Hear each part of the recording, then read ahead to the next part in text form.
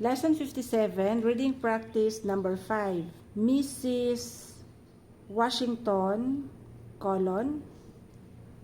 Yesterday, I received telegram from Miss Maria Green, comma, manager of our personnel department, comma, saying that Mr.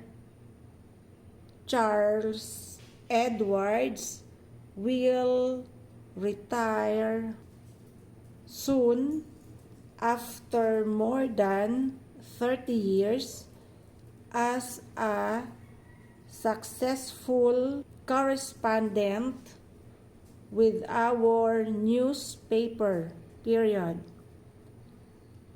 As I recall, comma, he was our correspondent in London during the long, comma, difficult war years, period. During those years, he won the love and respect of everyone in our organization, period. It was always characteristic of him to do more than his job actually required. Paragraph. When he retires, comma, I think we should certainly acknowledge the importance of his contribution to our newspaper by doing something worthwhile for him on this special occasion. Paragraph.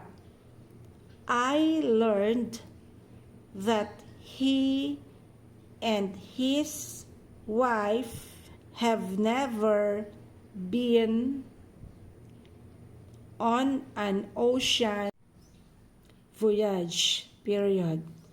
Under the circumstances, comma, I suggest that we send Mr. and Mrs.